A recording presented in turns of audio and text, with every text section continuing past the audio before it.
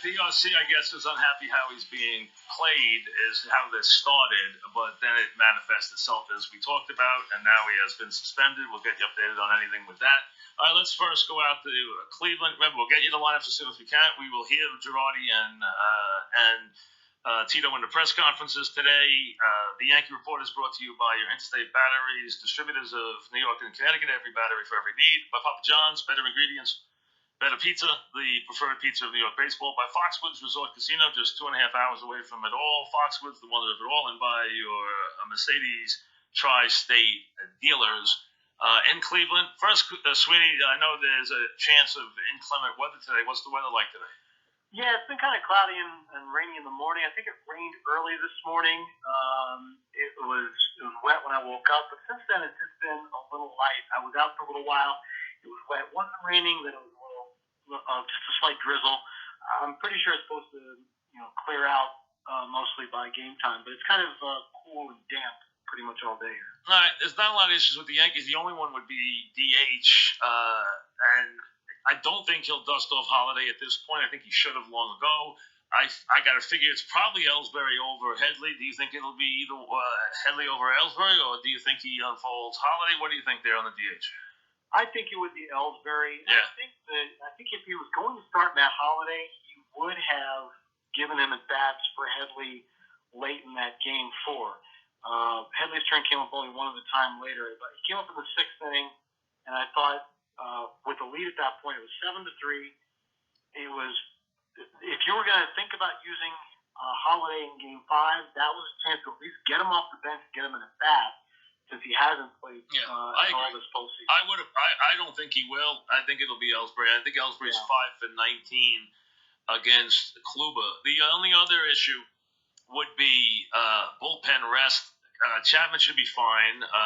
He's not going to use Betances. Robinson should be fine. I know he was worried about him the other day. And Green's had plenty of rest. So the big three, which would be Green, Robinson, Chapman, all should be very well rested. I agree with you. I think maybe the only issue would be making sure you don't extend Robertson too much, because he was worried about how effective he was and what he did with him after the 50 pitch. But he's had enough rest for. I don't think 2 innings is asking too much. I think you can get Canely. Kane, where he deploys Canely and Green especially is going to be very important. I think that if early on there's trouble, that if CC Sabathia only gives you 3 or 4, I think that's a spot for Green. No question. But if he can get you through 5, if Sabathia can get you through 5, then I wonder where you go with Green. I still think it's Green first. I think it's Green 6 and 7, Robinson 8, Chapman 9. If you could have a perfect scenario, I think you could.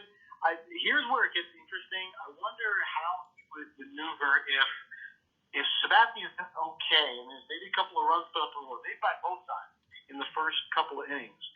Do you take Sabathia out and maybe try to turn the lineup around with the right-hander like Gray or Green in that spot? And if you're still in those middle innings, can you turn around again with Montgomery and then get you to the deeper part of your bullpen?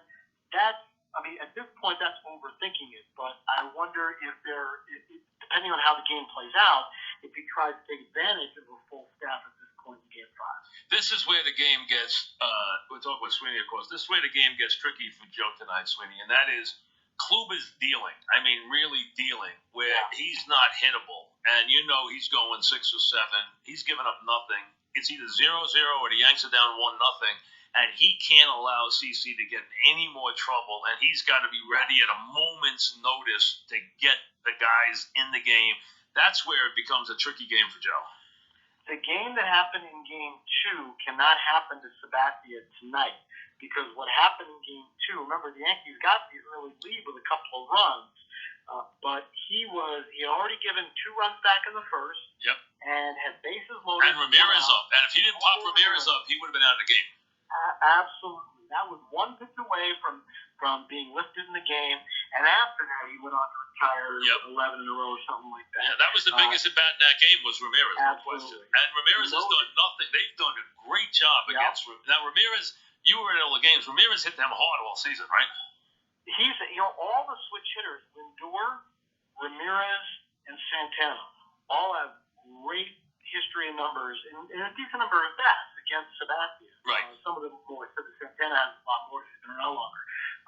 But all three of those guys were the ones that, I worried about watching Sabathia face the Indians in Game 2, and it wasn't an issue in Game 2. I was still worried about them here. I think the trap that that we're going to fall into is thinking that A, the Yankees can hit Kluber easily, and B, Sabathia can handle the Indians easily. That doesn't mean that 4 days later that's going to be the case. Yeah, I totally agree with you. Listen, I think if Sabathia gave you 5 innings or gave 2 runs, you'd be ecstatic. And I don't know. Listen, I would not be surprised either way.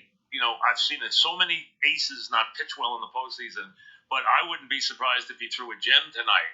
So who knows? You're going to know right away if he has his command. He clearly, and I don't know what he stated. I don't know if he made any comments why he was so off in his game. I don't know, but he was missing spots from the first batter in that game.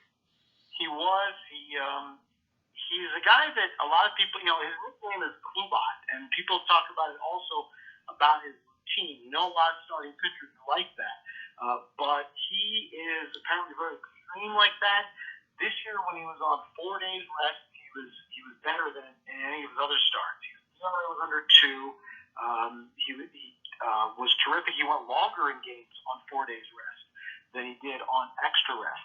I would not be shocked to see him pull a Bumgarner here and go the distance. I know that the Indians have a good bullpen, but I don't think Kluber's the guy they're rushing to get out of the game. Interesting. He has I'll tell you something else, too. Miller doesn't look like himself.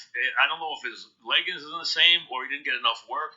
Miller's not forget just the home run. Miller, the night before, he's not putting guys away right now. He doesn't look like he looked last year.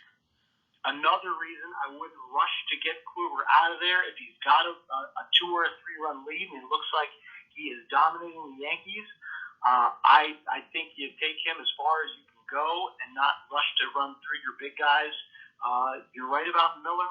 Yeah, see, here's the thing. The Yankees will go into this game with confidence. I'm sitting here telling you how Corey Kluber is great. We all know he's great. But the Yankees go into confidence because the 2 guys you worry about on that staff, the Yankees have had success against in this series. They are not going to be scared to face either Kluber or Miller. It doesn't mean they won't get beat by him, but the success they had against both of those guys in this series can go a long way. And I'll tell you who's become a good weapon for them in this series, Joe Smith, especially against Sanchez and against Judge. He can, with his stuff, he gives them fits. I mean, he's the one guy who can get Sanchez out. And Cody Allen has been really good. He'll be fine too. I don't worry about him. He'll pitch the 9th inning. He'll be good. I mean, I don't think he can pitch the 8th or 9th, depending on where. Well, if he can go 2, and I'll tell you, Joe Smith helps against those righties because he's nasty against right-handed pitching, against right-handed hitting. He looked good in this series, and Miller scares me a little bit. I mean, not just the home run. The night before they had to go get him, he didn't look that good. Yeah, I mean, they took him out to 12 pitches the night before, and I think it was, I think that was just a situation in the game where. He didn't let any of his relievers go very far. Right. But he just didn't look good. 12 pitches in that game. Yeah, I agree. And it might be some stuff left over from the knee that's bothered him a couple of times this year. A couple of things can happen here.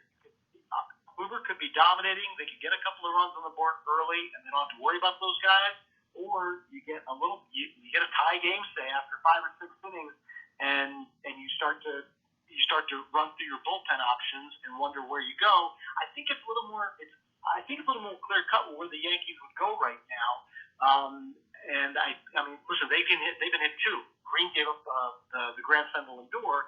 I wonder if it would keep him from bringing up against Lindor in a particular situation, but I don't think it would scare him from using him in his normal spot. I think the Indians is a little bit different right now. You're right about Joe Smith. I still think you bring in Miller for, you're not going to pinch hit for Bird, so maybe you just go to it again and see this time he doesn't give up, he doesn't throw him the fastball and tries to keep wiping him out with sliders the way he was before.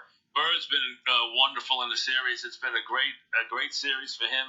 It really sets him up well for next year. This had been such a forgotten series, and his play here, and just also his exuberance. I mean, the exuberance you've seen from him and from Judge in this series has been pronounced. It really has. I mean, how exciting they are, how pumped up they are on the bench. So, it just, you realize just how young they are when you watch them on the bench. They're having so much fun in this thing.